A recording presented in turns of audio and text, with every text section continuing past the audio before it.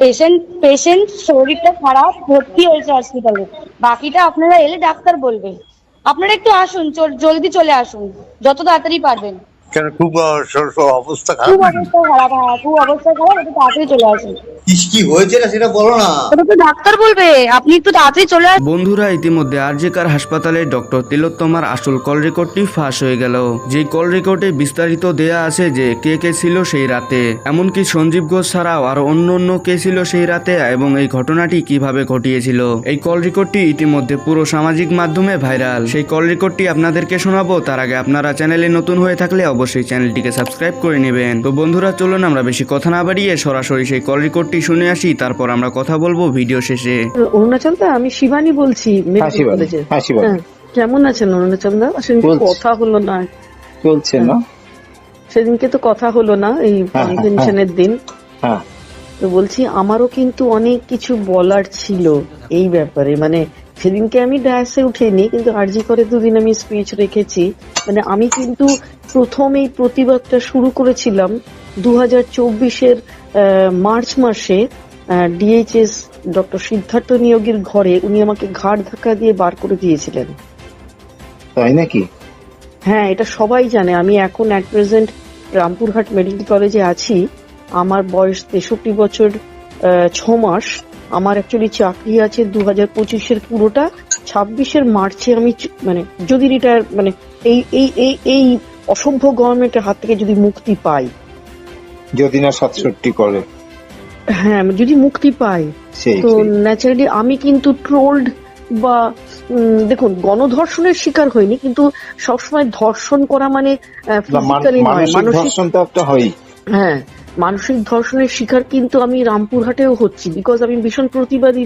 মানে আপনারা আমাকে কলেজ লাইফে যেটুকু দেখেছেন, তারপরে তো অনেকদিন আমরা ছাড়া, মানে একসঙ্গে we are in the same boat, but not always. মানে আমরা তো কাজের সূত্রে ওর কাছ থেকে সরে গেছি, দূরে চলে গেছি, কিন্তু হয়তো মানসিকতাটা আমাদের একই আছে। আমরা we are in the same boat এখনো। হাতটা ছাড়া হয়ে গেলেও, মানে হাত ছাড়া হয়ে গেছি কারণ হাতটা ধরতে পারছি না আর কি। তো যাই হোক, মানসিক ভাবে আমরা তো এই সলিডারিটির থেকেই বলি যে আমি কিন্তু 2024-এর 5th মার্চ, যখন আমাকে সব ডিস্ট্রিক্ট কভার করা, ফর ইউর কাইন্ড ইনফরমেশন। আপনিও বারাসাতে অনেক ট্রোলড হয়েছেন, সেই সময় আমি এখানে ছিলাম না, বাঁকুড়া মেডিকেল কলেজে ছিলাম। আরে এরকম ওইসব নিয়ম নীতি মানবেন না আপনি, এদের কাছে আশা করবেন না, আশা করবেনই না।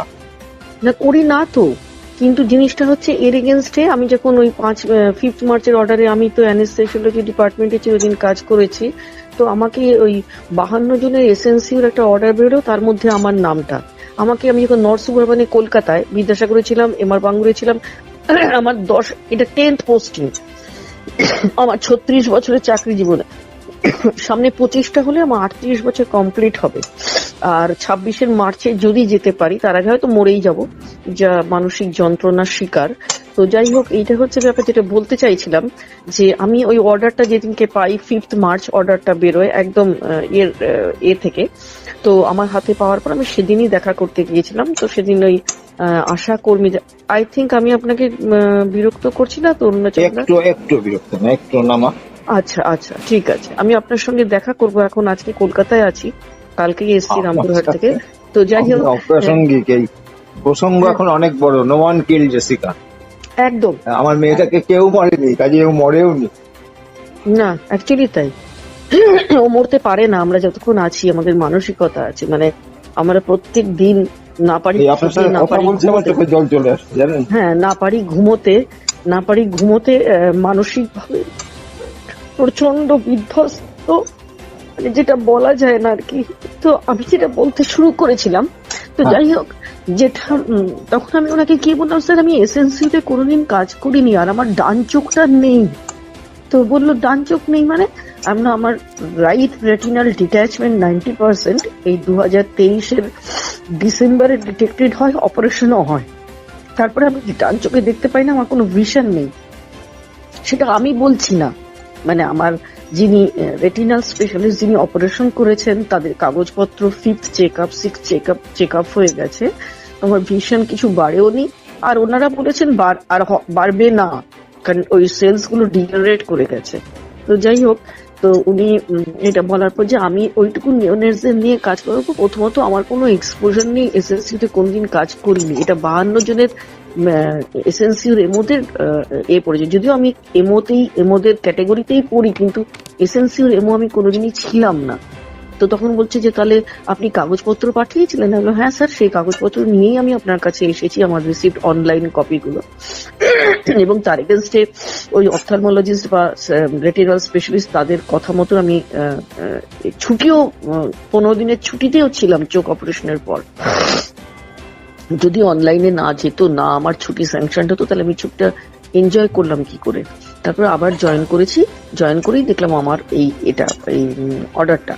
তো বললো আমরা তো এখন কিছু করতে পারবো না সিদ্ধার্থ নিয়োগে, আমরা তো ওনার পাশে 2-3 ফেউ বসেছিল। তো ফেউই বলবো কেন, আমি তাদের চিনি না, মানে এই কথাটা বলাটা উচিত না, আমাদের ফ্রেটার্নিটির লোক কেউ ছিল কিন্তু আমি কাউকে চিনি না। 4-5 জন ছিলেন, তার মধ্যে একজন ভদ্রমহিলাও ছিলেন, তিনি কোথাওকার প্রফেসর, কারণ কথা হচ্ছিল ওদের মধ্যে। তখন আমি তখন ওখানে বসে ডিএইচএস এর ঘরে, তো তখন উনি বললেন আমরা তো এটা কিছু করতে পারবো না, অর্ডার হয়ে গেছে, মানে আপনাকে জয়েন করতে হবে। তো তারপরে তিনি সকাল ওইটা করে আমি চলে এলাম, তখন সন্ধ্যে 7:30, কারণ সেদিনকে আশা কর্মীদের লাস্ট প্রোটেস্ট র্যালি, ওদের ওই মাইনে বাড়ানোর, ওরা প্রায় 6 মাস ধরে করছিল। ওদিনকে এমএলএ এমপিদের আমি অনেককে ঢুকতে দেখেছি, তাদের অনেককে আমি তৃণমূলের এমএলএ এমপিদের মানে চেহারাই চিনি। তো যাই হোক, সেটা নট প্রাসঙ্গিক। তো তারপরে আমি বললাম ঠিক আছে স্যার, আমার তো কিছু করার নেই। বললো আপনি জয়েন করুন গিয়ে, তারপর আপনার চোখের কাগজপত্রের জন্য আজকে আমার দেখার সময় নেই, কারণ এখন 7:30 বাজে, বাইরে আর এখনো অনেক লোক। হ্যাঁ স্যার, বাইরে প্রচুর আমার বিদ্যাসাগরেরই লোকরা বসে আছে, আমি এখন বিদ্যাসাগরে নেই, আমি নরসিংহবানে ছিলাম। আমাকে ডিটেলমেন্টে পাঠানো হয়েছিল রাতারাতি। কেন যে আমাকে বিদ্যাসাগর থেকে পাঠানো হলো, যে আমরা যখন ডিউটি আওয়ার্সে ছিলাম, একদিন ইমার্জেন্সিতে ডিউটি করছি আমি আর আমার কলিগ ডক্টর সোমনাথ ভট্টাচার্য, ও পেডিয়াট্রিক্স এর লোক, আর আমি জাস্ট এমও অ্যানেস্থেসিওলজি। তো তখন আমাদের এখানে একটি রাত্রি ওই 2টো থেকে রাত্রি 8:30 ডিউটি, ঠিক 8টা এরকম সময় কি 8টার একটু আগে, তখন কোভিড এর পিরিয়ড 2021-এ। তো যাই হোক, তখন আমরা একজন ভদ্রলোক ঢুকেন উইথ সাঙ্গপাঙ্গ, আমাকে বলেন যে আমার ডান পায়ে একটু ব্যথা লেগেছে, চোট লেগেছে ম্যাডাম, আমাকে একটু ওষুধ দিয়ে দিন।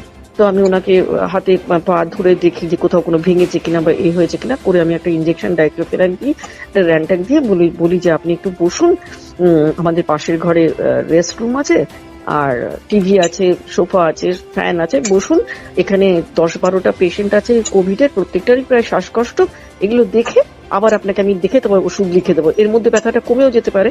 উনি প্রথমে চলে যান, তারপর আবার মিনিট 5-এর মধ্যে ওখানে আসেন, এসে বলেন যে এখানে এত পেশেন্ট, বেশ জোর গলায়, মানে দাপটের সুর, মানে যে দাপট এখন আমরা সব এভরিডে শুনতে পেয়েছি বা পাচ্ছি এখনো। তো যাই হোক, ঢুকে বলেন যে আপনি একলা কেন এখানে, আপনার নামটা জানতে পারি? তখন আমি বললাম আমি ডক্টর মিসেস শিবানী চ্যাটার্জি। তো তখন বললো যে আপনি এখানে একলা কেন, এত পেশেন্ট? আমি বললাম আমার কলিগ ওপর থেকে কলবুক এসছে, ও পেডিয়াট্রিক্স এর লোক, ও রাউন্ডে গেছে। তখন প্রায় 8টা বাজে। বলে এমনিতেও আমরা হসপিটাল ছাড়ার আগে একবার রাউন্ডে গেছে, এগুলো আমি অলমোস্ট ভর্তি করে দিয়েছি, আরো কতগুলো ভর্তি করবো, এগুলো সব দোতলায় মেডিসিনে ভর্তি হবে, আমাদের মেডিসিনের লোক ওপরে আছে। তো তখন উনি এসব শুনে গিয়ে বললো যে আপনি আমাকে এক্সরে লিখুন তো। এবার গলা একটু একটু করে সপ্তম, মানে পঞ্চম, ষষ্ঠ, সপ্তম, অষ্টম, নবম, দশম আর কি, সারেগামাপার ইয়েতে ছাড়িয়ে তো ছাড়িয়ে তখন বলছে যে আপনি আমাকে একটা এক্সরে লিখুন তো। আমি বললাম এখন তো এক্সরে হবে না। তো আমি বললাম যে আপনি একটু বসুন। তখনও কিন্তু আমি জানি না উনি কে। যখন এই সপ্তমে অষ্টমে গলা ছাড়াচ্ছে তখন কিন্তু আমিও রেগে যাচ্ছি। বললাম আপনি আমাকে এই পেশেন্ট গুলো ভর্তি করে দিন, এগুলো এখানে না হলে মারা যাবে। আপনাকে আমি পরে লিখছি, কারণ আপনার চোটটা অত নেই, আপনার এক্সরে করার কোনো দরকার নেই। তো তখন উনি বললেন আপনি এক্সরে লিখবেন কিনা। এবার শুরু হয়ে গেল গলা, হ্যাঁ আপনি এক্সরে লিখবেন কিনা। তখন আমি বললাম যে দেখুন এক্সরে তো লিখলেও এখন হবে না, কারণ আপনি ঘরটা একটু ঘুরে আসুন, এক্সরে ডিপার্টমেন্ট বন্ধ হয়ে গেছে। ওগুলো বন্ধ হয়ে গেছে বলে আপনি জানেন আমি কে? তখন আমি উঠে দাঁড়িয়েছিলাম, দেখুন এখানে আমাদের সবাই পেশেন্টেরা, আমার জানার দরকার নেই কে কি, কারণ এখানে এখনো যে এতগুলো পেশেন্ট আছে আমি প্রত্যেকটা নাম ধরে ধরে টিকিট লিখছি, তাদের ক্লিনিক্যালি এক্সামিনেশন করছে, তারপরে তাকে অ্যাডভাইস দিচ্ছি, দিয়ে ভর্তি করছি, কোনটা ভর্তি হওয়ার কোনটা না ভর্তি হওয়ার। এবার আমার তো জানার কথা না। তখন বলে আমার নাম বাবুন বন্দ্যোপাধ্যায়। ঠিক সেই সময় আমাদের বিশাল ইমার্জেন্সি ঘর, বিদ্যাসাগরে দেখে আসবেন, খুব ভালো, মানে বিশাল ঘর, বিশাল। তখন ওই গেট দিয়ে, মেন এন্ট্রান্স দিয়ে ডক্টর সোমনাথ ভট্টাচার্য, আমার ছেলের থেকে বছর 2-এর বড় হবে, আমার ছেলেও অর্থোপেডিক সার্জন, এখানে ওর WBHS বা MES নেই, ও জয়েন করেনি, ও প্রাইভেট প্র্যাকটিস করে। যাই হোক, বাচ্চা ছেলে সবাই জয়েন করেছে, সবাই প্র্যাকটিসে এসছে। তো যাই হোক, coming to the original point, তখন ও ঢুকছে, তখন ও বলছে যে, ও ঢুকে যেই আমার পাশে বেশ বড় চেয়ার বসেছে, তখন বলছে, এই যে আপনি এতক্ষণে ঢুকলেন কোথায়, চড়ে চড়ে বেরিয়ে এলেন, ঠিক এই ল্যাঙ্গুয়েজ। ও একটু স্ট্যামার করে, ওই সোমনাথ। তো তখন ও না প্রথমে বুঝতে পারেনি, ও এমনিতে খুব শান্ত ছেলে। তো তখন বলছে যে, আমি বুঝলাম না আপনি কি বলছেন। বলে, কোথা থেকে বেরিয়ে এলেন? এই ভদ্রমহিলা একলা এতগুলো পেশেন্ট দেখছেন, আমি এসেছি, আমাদের সঙ্গে আরো অনেকে এসেছে। তখন বলছে, আপনি কি এসব জিজ্ঞেস করার? বা বললো, আপনি শোনেননি আমি যে এক্ষুনি চিৎকার করে বলছিলাম যে আমার নাম বাবুন বন্দ্যোপাধ্যায়, আমি মমতা ব্যানার্জির ভাই। যখন এটা কথাটা বলেছে তখন, আর যখন সোমনাথ ঢুকেছে, তখন আমিও কিন্তু একটু সাহস পেয়ে গেছি। কারণ দেখছি দুজনে না হলে আমি যে ওনার সঙ্গে কমব্যাক করবো, ওনাকে একটা কথার উত্তর দেবো, দুজনে না তো যদি আমাকে এসে একটা থাপ্পড় মেরে দিত, সেটাও তো আমার একটা মানহানি হতো।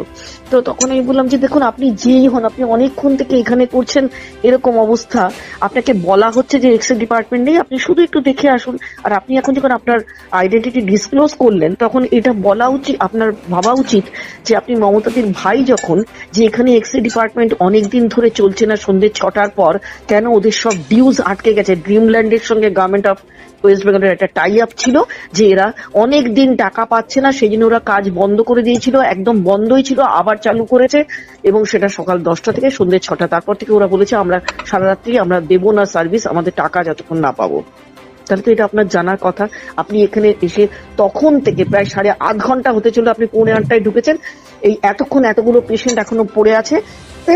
তখন ওকে জিজ্ঞেস করেছে, আপনার নামটা কি? সোমনাথকে। তার আগেই সোমনাথ বলছে, কেন আপনাকে আমি নাম বলতে বাধ্য নই। তখন ওকেও এরকম মানে চোটপাট দেখিয়েছে যে, আমার নাম জানেন, এটা যখন বলেছে, তখন বলেছে যে, মেরে আপনি আমাকে বলতে চাইছেন যে আপনি নাম বলবেন না, আর এখানে ঘুরে বেরিয়ে এলেন, এখানে মেরে পুঁতে রেখে দেবো আপনাদের দুজনকে, ঠিক এই ল্যাঙ্গুয়েজটা।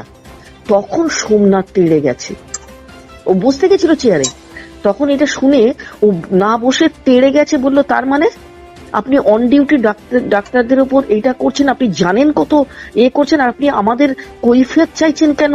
আপনি যত বড় নেতাই হন। তখন ওকে মারতে গেছে। ওর সঙ্গে আরো 4-5 জন ছিল, আমরা কাউকে চিনি না এদের, আমি বাবুনকেও কোনোদিন চোখে দেখি না, আমার এখনো বলতে পারবো না চেহারা কেমন, বা তখন আমরা কাজের কনসেন্ট্রেশনে আছি।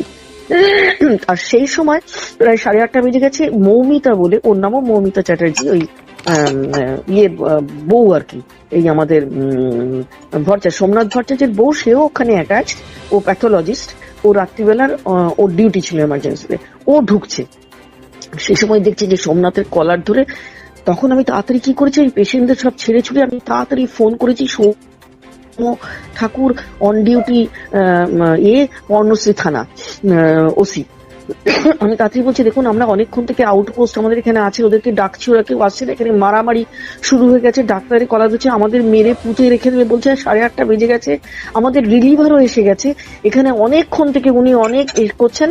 তখন সৌম্য ঠাকুর বলছে, কেন ওখানে পুলিশ কিছু করছে না? আউটপোস্টে আমি নিজে গিয়ে ওদের ডেকে এনেছি ঘর থেকে, কেউ আসছে না। বলছে, না আমরা ওখানে যেতে পারবো না, কারণ আমরা এগুলো করার জন্য আমরা কে কোথায় মারামারি হচ্ছে আমরা গিয়ে দাঁড়াতে পারি, কিন্তু আমরা কিছু করতে পারবো না। হ্যাঁ, তখন আমি বললাম, আপনি প্লিজ আপনি একবার আসুন, আদারওয়াইজ আমাদের এখানে কিন্তু ভীষণ খারাপ অবস্থা চলছে, আমাদের মেরে পুঁতে রেখে দেবে। আর ওকে কলার ধরেছে, এসে ধরেছে।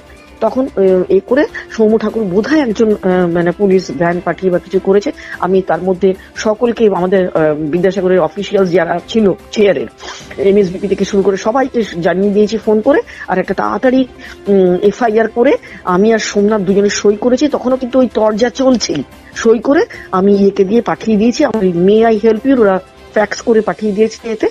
তো ওরাও ততক্ষণে বেরিয়ে এসছে। ওখানে অনেকগুলো ছেলে মেয়ে থাকে, আমাদের সবসময় এমার্জেন্সির সঙ্গে যে লাগোয়া রুমটা, সেখানে প্রচুর ছেলে মেয়ে হেল্প, ওরা যথেষ্ট ভালো, ওরা আমাদের হেল্প করে, আমরা কোনো প্রবলেমে পড়লে ওরা দৌড়ে আসে।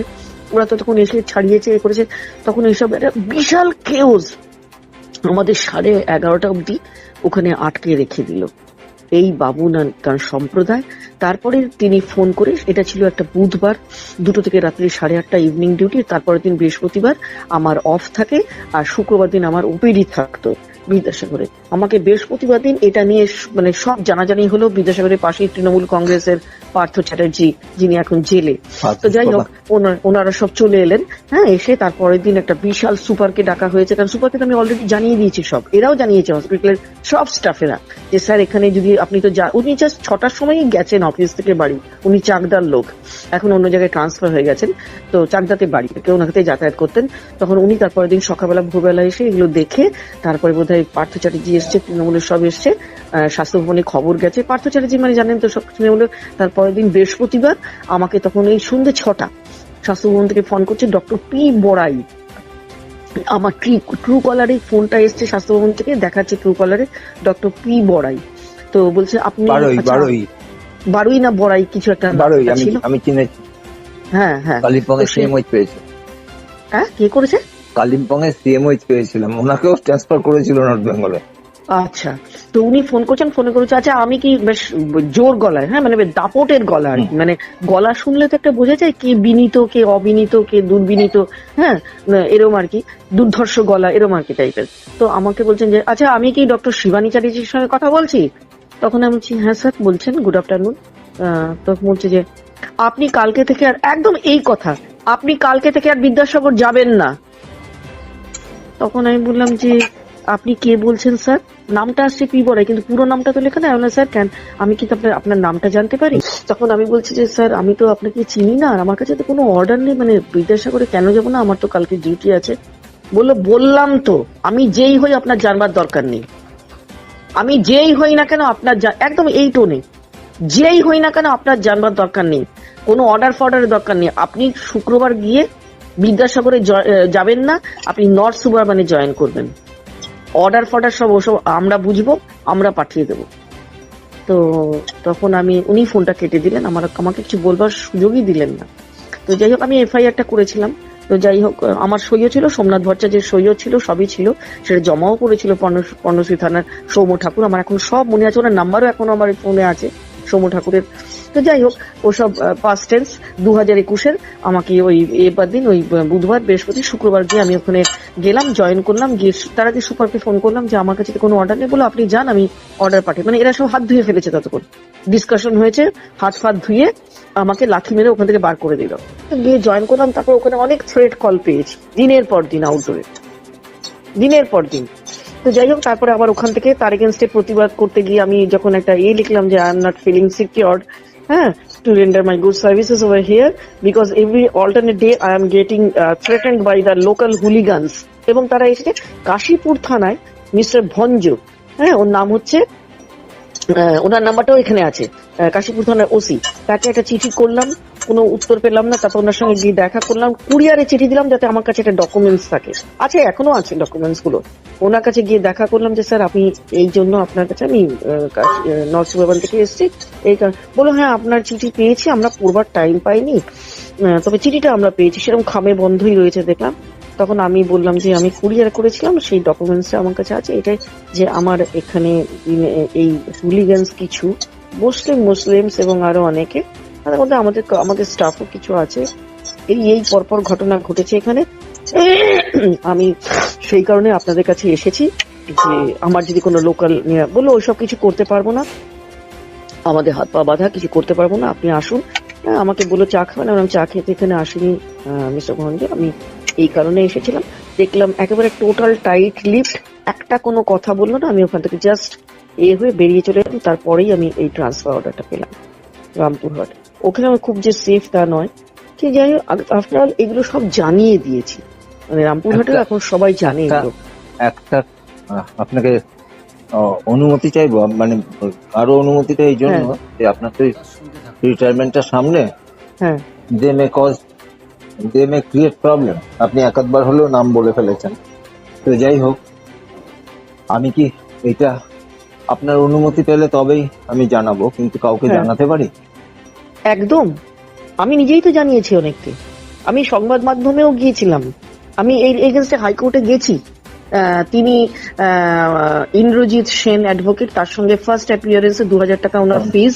হ্যাঁ শুনুন, বলেছি যে আমি এরকম ভাবে এই হচ্ছে, তো বলো আপনাকে যে যখন উনি বললেন, আপনি গিয়ে বললেন যে আমি এখানে সেকেন্ড দিন যখন কাগজপত্র নিয়ে গেলেন জয়েন করার পর, ও আচ্ছা এখানে একটু ডিলিংট হচ্ছে, 5 তারিখে এটা আপনার 5 মার্চ, 6 মার্চে আমাকে সকালবেলা ফোন করে নরসুবাবান এবং বিদ্যাসাগর সুপার এখন কিছু মন্ডল আর সিওমএইচ অফিস আমাদের এর কি বলো এটা এমআর বাঙ্গুর, এরা সবাই ফোন করতে শুরু করলো যে আপনাকে রিলিজ করে দেওয়া হয়েছে, আপনি এসে রিলিজ অর্ডার নিয়ে যান।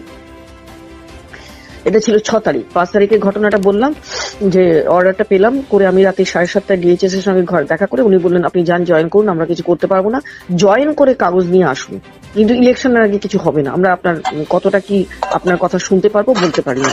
সেখানে আরো অনেকে ছিলেন, তো যাই হোক সেখানে আরো অনেক কথা হয়েছে, সেগুলো আর বললাম না, কনসাইজ করছি।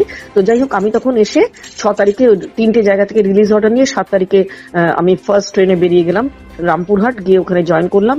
গিয়ে জয়েন করে তখন আমি বললাম ওখানকার যিনি এমএসভিপি ডক্টর পলাশ দাস, এখন উনি এমডি কমিউনিটি মেডিসিন, ওনার ব্যবহার ভালো খারাপ না, উনি আমার সঙ্গে সিম্প্যাথাইজ করেছেন এই ব্যাপারে যে ম্যাডাম এইটুকু আপনাকে বলতে পারি যে আপনি, আমি জয়েন করতে যাইনি, অ্যাকচুয়ালি ওনার সঙ্গে দেখা করতে গেছিলাম যে স্যার আমি এই মতো অবস্থায় কি করব। তো বললো দেখুন আমি আপনাকে এই চেয়ারে থেকে তো একটাই কথা বলবো, জয়েন করুন, আপনি তো নো হোয়ার, এখন আপনাকে তো রিলিজ করে দিয়েছে সব জায়গাতে, সুতরাং আপনার চাকরি কন্টিনিউ করতে গেলে, মাইনে পেতে গেলে আপনাকে তো একটা জয়েন করতেই হবে। এইটুকু বলতে পারি, আপনার কোনো ট্রেনিং নেই বা এ নেই, বা আপনি কোনদিন এসএনসিতে কাজ করেননি, সেটা আমরা আপনাকে যতটা পারবো সাহায্য করব, বা আপনাকে ট্রেনিং দেওয়ার যদি বন্দোবস্ত করা যায় সো দ্যাট আপনি ইউ উইল ফিল ফ্রি। কারণ ওখানে মাত্র 2জন এমো, একজনই ছিল বঙ্কিমমন্ডল, ওখানকার লোকাল ছেলে, আজ 7-8 বছর ধরে ওখানে কাজ করছে এসএনসিউতে, আর ওখানে প্র্যাকটিসও করে, র্যাম্প্যান্ট প্র্যাকটিস করে। আর কোনো এমো নেই, আমাকে পাঠালো 52 জনের যে এমোর লিস্ট, তার থেকে একটা লোকও কিন্তু যায়নি, তারা কিন্তু সব এসএনসির লোক। ওখানে ওটা রামপুরহাট মেডিকেল কলেজ ডিস্ট্রিক্ট হাসপাতাল ছিল, ও এখন মেডিকেল কলেজ একটা 2টো ব্যাচ বেরিয়েছে, সুতরাং ওটা এখন মেডিকেল কলেজের ক্রাইটেরিয়ায় পড়ে। তাহলে ওখানে এমও অন্য মুর্শিদাবাদ আপনি খোঁজ করে নিন, মুর্শিদাবাদের শান্তনু চ্যাটার্জি আছে এসএনসি এমও, ওখানে 9 জন আছে। মাঝখানে একটা হয়েছিল, ওই স্টেট ওয়াইজ একটা কনফারেন্স হয়েছিল পেডিয়াট্রিক্স এর, মানে এসএনসির লোকদের নিয়ে। সেখানে আমার এইচওডি ডক্টর অনিশ চ্যাটার্জি আমাকে বলেন ম্যাডাম আপনি তো কলকাতায় থাকেন, আপনার বাড়ির কাছে হবে স্ট্যাটল, আপনি ওটা অ্যাটেন্ড করুন, ওখানে আপনি পম্পাকে পাবেন, পম্পা চক্রবর্তী, বিধান শাহ, এরা সব প্রফেসর পেডিয়াট্রিক্স, তারা আপনার ট্রেনিং এর বন্দোবস্তটা করে দেবেন, ওখানে বলবেন মিটিং এ। তো ওখানে সত্যি আমি সবাইকে পেয়েছি, বলেওছি। আজ পর্যন্ত সুপারকে থার্ড রিমাইন্ডার লেটার দেওয়া হয়ে গেল, আজ পর্যন্ত কোনো ট্রেনিং এর কোনো বন্দোবস্ত কিচ্ছু নেই। ঠিক আছে, আমি রামপুরহাটে যখন ওনাকে জয়েন করতে গেলাম উনি বললেন আপনি জয়েন করে যান, তারপর দেখছি, সেই জন্য কিন্তু জয়েন করে গেছে ওখানে, এবং আজকে একটু অনেক দিনই হয়ে গেল, এটা অগাস্ট শেষ হতে চললো। তো যাই হোক এইগুলো হাস্যকর কথা বলবো। হ্যাঁ হ্যাঁ, আমাকে যখন কালিম্পং পাঠালো হ্যাঁ স্বাস্থ্য ভবন থেকে, হুম আমাকে না স্বাস্থ্য ভবন দিল, না আমার অরিজিনাল পেশা পোস্টিং যেখানে আমি সাসপেন্ডেড হয়েছিলাম বারাসাত, হুম, আমি বারাসাত, উইদাউট আমি রিলিজ জানি ওই অর্ডার, সময়টা। হ্যাঁ আমি উইদাউট রিলিজ অর্ডার জয়েন করলাম নতুন জায়গায়, মানে আচ্ছা, অ্যাজ ইট ফ্রেশ। বুঝতে পেরেছি, কোনো মানে কি নিয়ম নীতি হাস্যকর। নেই, কোনো আইন নেই। কোনো আইন নেই, কি ওখানে করবো জয়েন অরুণাচল করার দা পর এখানে? যেটা